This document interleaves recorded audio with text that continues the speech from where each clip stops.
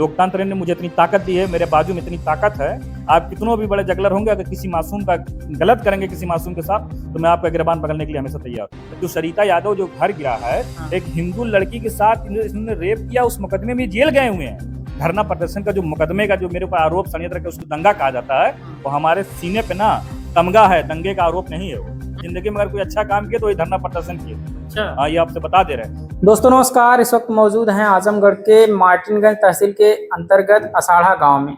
यहाँ पर इस महिला का एक जो आवास निर्माण हो रहा था, जिसको लेखपाल महोदय और कुछ गांव के लोगों के द्वारा मिल करके इनका आवास गिरवा दिया गया था जेसीबी से, और बिना किसी नोटिस, बिना किसी सूचना के इनका घर ध्वस्त कर दिया गया था। और ये महिला हैं, इनसे अब जो तहसील से तहसीलदार महोदय आई हैं, वो उन्होंने कुछ आश्वासन इनको दिया है कल आकर के, और आज शायद इनको बुलाए हैं। नहीं जानते हैं क्या आश्वासन मिला है और क्या कह करके गई हैं जो इनका घर गिराया गया था उसके संबंध में। क्या चल रहा है इस समय? जब मैडम आई थी कल, क्या बोली आपसे? मैडम आई थी तो हमसे पूछताछ किया कि घर क्यों गिराया गया। हम बोले कि मैडम हमें नहीं पता क्यों गिराया गया, सबका बना था, हम भी बनवा रहे थे।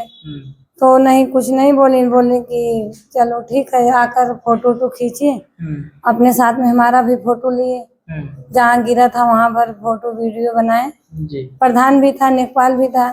तो कानी को बोल रहा था कि झूठी आरोप लगा रही थी कि पैसे मांग रही थी। तो मुझसे मैडम बोली कि पैसे मांग रहे थे। हम कहे हाँ मैडम, मांग रहे थे 50,000 रुपये लेखपाल।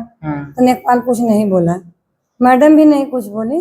प्रधान लेखपाल 50,000 और कोई मांग रहा था? हाँ, हसामुद्दीन। वो कितना? 1 लाख। अच्छा। तो बोले कि हसामुद्दीन को बुलाइए। हसामुद्दीन को फोन लगवाई, हसामुद्दीन का मोबाइल बंद थी, नहीं आया वो। तो मैडम बोली, हमको समझाई कहने कि चलो ठीक है, कोई दिक्कत नहीं है, हम तुम्हारा घर ठीक करवा देंगे और तुम्हें जमीन हम कुछ दे देंगे, कर देंगे। हाँ, जमीन हम तुम्हारे नाम कर देंगे और कुछ पैसे मिल जाएगा, घर बन जाएगा। अच्छा। कोई दिक्कत नहीं है। हम बोले ठीक है, धन्यवाद मैडम आपका। अच्छा। और गांव के लोग जो उसमें हाथ लगाए थे गिराने के लिए, अब वो लोग क्या कह रहे हैं? हसामुद्दीन बोल रहा है कि जो घर बचा हुआ वो भी गिरवा देंगे। हाँ, नहीं रहने देंगे हम। अच्छा।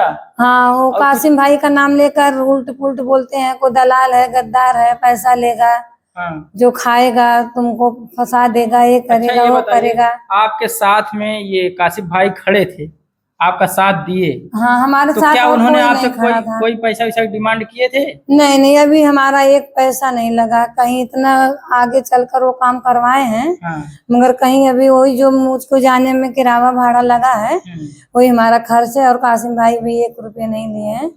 कासिम भाई की तो मदद हमें बहुत है, और वो बोले हैं कि भाभी हम तुम्हारी मदद करेंगे, पैसा लगेगा भी पैसा लगाएंगे, मगर तुम्हारे बच्चों के लिए मैं जरूर मदद करूंगा। कासिम भाई की बहुत मदद है हमें। तो ये महिला है, देखिए, कुछ लोगों ने आरोप लगाया कि कासिफ दलाल हैं, कासिफ लोगों से पैसे लूटते हैं।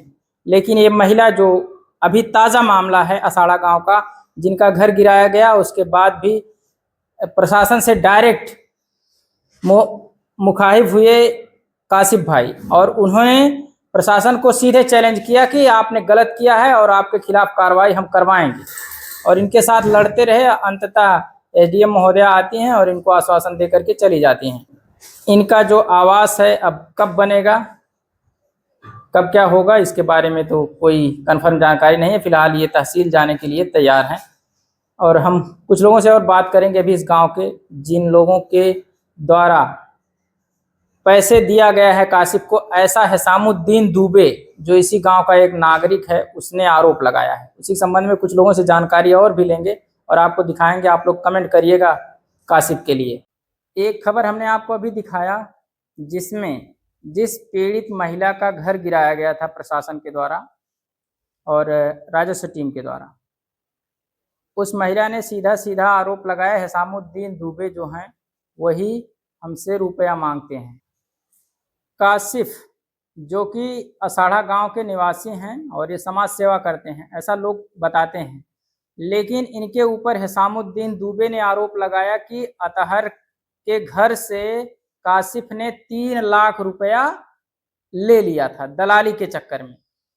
और अभी काशिफ से हमारी बात होगी। फिलहाल ये अतहर के घर की एक महिला हैं, इन्हीं से जानकारी लेते हैं ये आखिर उनकी क्या है और काशिफ कैसे इंसान है, क्या इनके घर से उन्होंने पैसा लिया था, ये सब जानकारी इन्हीं से लेंगे। आप कौन हैं अतहर की? अतहर की सिस्टर बहन है। अच्छा, ये बताइए कभी भी आपके संज्ञान में ये मामला आया कि काशिफ ने आपके घर से 3 लाख रुपए लिया? नहीं। ऐसे आरोप क्यों लगाए गए उनके ऊपर? सर हमें नहीं पता। अब वो लोग दुश्मनी में, काशिफ भाई से दुश्मनी होगी इन लोग की, तो इसलिए लगाए होंगे। पैसा से नहीं लिया। वो तो हिसामुद्दीन कह रहे थे कि काशिफ के इनके अतहर के घर वाले भी कह देंगे कि हमने 3 लाख रुपया दिया। बच्चा जानता है इस बात। नहीं, मैं तो नहीं जानती। नहीं लिया काशिफ भाई ने रुपया। अच्छा, काशिफ भाई बहुत अच्छा इंसान है। मेरा केस आज शुरू से लेके आज तक वही देख रहा है पूरा। पैसा वैसा जो लग रहा है वही लगा रहा है। अच्छा, मेरा भाई नहीं देख रहा है। कैसा केस था आपका? मेरा केस यही था कि मोहम्मद मुझे मतलब महिला के लेके गया था मुंबई, वहाँ पे बच्चा गिरवाया, फिर उसके बाद लाके छोड़ दिया। अच्छा, उसी केस के मामले में इनके ऊपर आरोप लगा है क्या? तो ये बता रही हैं, देखिए ये तो इनके गांव का ही कोई ले गया था इनको और इन नंदाओं का लड़का था? हाँ, लड़का नंदाओं का था। अच्छा, उसने इनके साथ गलत काम किया और इनके जब ये पेट से हो जाती हैं उनका गर्भपात भी करवा देता है। उसके बाद उसी मैटर को लेकर के काशिफ के ऊपर आरोप लगा था कि ये इनके परिवार से 3 लाख रुपया यानी एक मुकदमा करवाने के लिए 3 लाख रुपया मांग रहे थे या लिए थे, ऐसा आरोप लगा था। आइए हम उनसे भी बात करते हैं, काशिफ से भी बात करते हैं कि आखिर क्या वजह है जो इनके ऊपर इतना फायर होते हैं हिसामुद्दीन दुबे। मौजूद हैं आजमगढ़ के मार्टिनगंज तहसील क्षेत्र के अंतर्गत असाढ़ा गांव में और हमारे साथ काशिफ हैं जिनके ऊपर हिसामुद्दीन दुबे नाम के एक युवक ने, जो कि यहीं के रहने वाले हैं, इनके गांव के ही हैं, उन्होंने आरोप लगाया, तमाम आरोप लगाया कि ये ऐसे यहाँ से पैसा लेते हैं, वहां से पैसा लेते हैं। उन्हीं आरोपों के बारे में अभी हमने 2 महिलाओं से भी बात किया है और ये जो खुद उनके द्वारा आरोप लगाए गए व्यक्ति हैं काशिफ, इन्हीं से बात करते हैं कि आखिर क्या वजह है कि इनके ऊपर इतने आरोप लगाए जाते हैं हिसामुद्दीन के द्वारा। भैया स्वागत है हमारे चैनल पे। बहुत बहुत धन्यवाद आपका। भैया क्या वजह है हिसामुद्दीन जो इतना आपके ऊपर फायर होते रहते हैं? कोई वजह कोई विशेष नहीं है, हम तो नहीं जानते कि हम वो संजीदा लेने के मटेरियल भी नहीं है वो, ना हम लोग कोई, ना हमारे लोग जो हमको जानते हैं, जो हमसे उनसियत लगते हैं, जो लगाव रखते हैं, जो हमारे जिनसे ताल्लुकात है, उनको सीरियस लेते भी नहीं, हम भी उनके कमेंट्स को। लेकिन कुछ ऐसे आरोप लगे थे जिसको मुझे सामने आके खंडन करना मैं ज़रूरी समझा और आप लोगों ने मुझे संपर्क साधा तो मैं आप लोगों को जवाब देने के लिए बाध्य हूँ। लेकिन सबसे बड़ी बात यह है कि मामला तो यहाँ हमारा प्रशासन का था। ये दुबे और हिसामुद्दीन दुबे जी कहाँ से आ गए मुझे खुद ही नहीं जानकारी है। इनका इतिहास हमेशा मेरे खिलाफ कमेंट्स बाजी रहा है।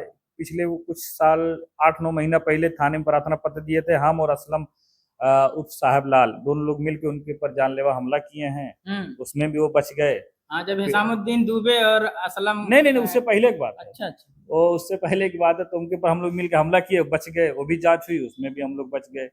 फिर ये हिसामुद्दीन दुबे लिखे अपने आप के नाम के आगे, उससे पहले 20 दिन, उसके बाद 20 दिन मैं अपने कुछ परिवार के मैटर में गुजरात गया हुआ था। मेरे परिवार में कैजुअलिटी हो गई थी।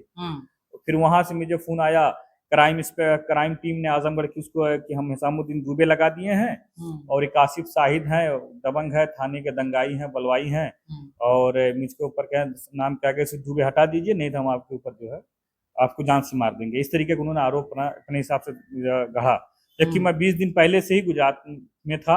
ये ट्रैक लोकेशन भी मेरा था उस वक्त का और सब कुछ चीजें थी।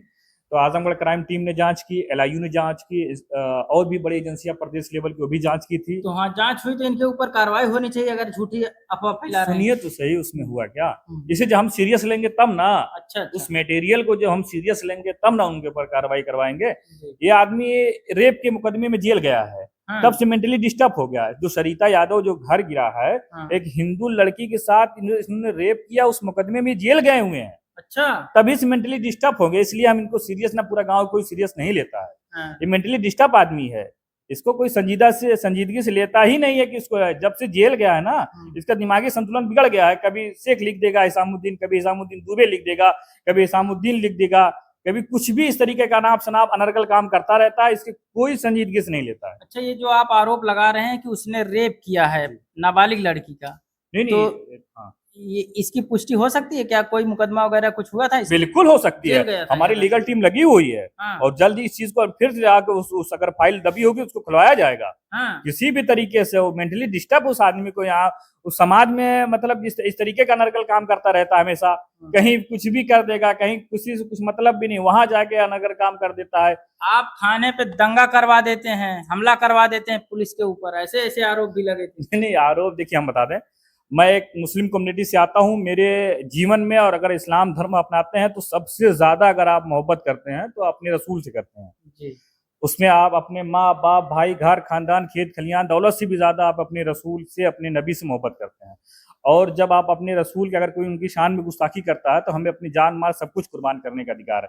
लेकिन हम जमहूरी तरीके से, जमहूरियत में लोकतांत्रिक तरीके से अपना धरना प्रदर्शन कर रहे थे।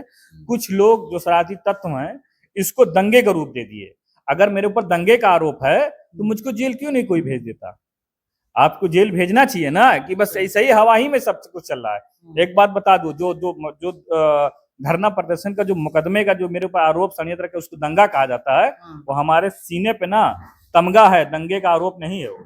हाँ, उसका तमगा समझते हैं। जिंदगी में अगर कोई अच्छा काम किया तो ये धरना प्रदर्शन किए थे। अच्छा। हाँ, ये आपसे बता दे रहे हैं। हमारे रसूल के और नबी के शान में अगर कोई गुस्ताखी करेगा तो जो लोकतांत्रिक तरीका, जो कानूनी व्यवस्था बनी है इस देश में, हम उसके तहत उसके खिलाफ जो भी प्रोटेस्ट कर सकते हैं वो करेंगे। ये हमारा मानना है। मैं कानून का लॉ का स्टूडेंट रहा हूँ और मैं इस चीज को जानता हूँ और इस चीज को बेहतरीन तरीके से समझ रहा हूँ। आज तक कोई आरोप मेरे ऊपर सिद्ध अगर हो जाए तो जेल क्यों नहीं भेजे गए? आज तक मैं कभी 151 की चलान नहीं मेरी हुई है। मैं मीडिया पब्लिक प्लेस बोल रहा हूँ, 151 की चलान नहीं हुई पूरे जीवन में। आप कुछ बहुत बड़ा वो माफिया बता रहे हैं। बहुत लोग बताते हैं ये सबसे निचली कड़ी है। हिसामुद्दीन माफिया मुझे बोलने वालों में सबसे निचली कड़ी का व्यक्ति है।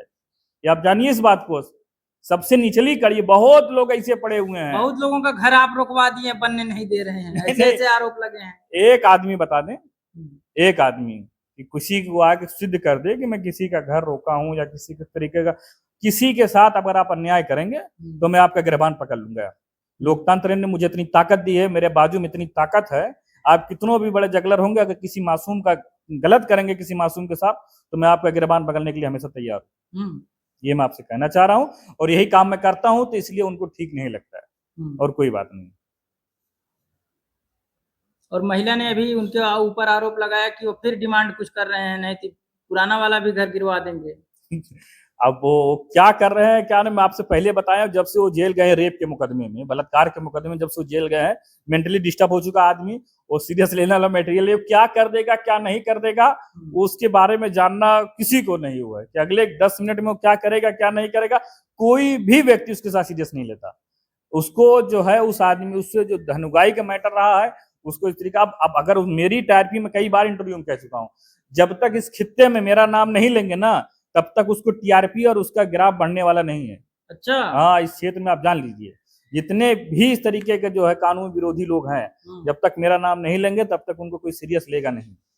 या आप इस चीज से अंदाजा लगाइए कि इस क्षेत्र के मेरे कद से अंदाजा इसी चीज से लगाइएगा। जी जी जी, ये है मैटर पूरा। जी, बहुत बहुत धन्यवाद। तो हमारे साथ काशिफ थे, इन्होंने अपनी सफाई दे दिया कि इनके ऊपर जो आरोप लग रहे हैं वो निराधार हैं। फिलहाल आप लोग क्या समझते हैं कमेंट करिएगा।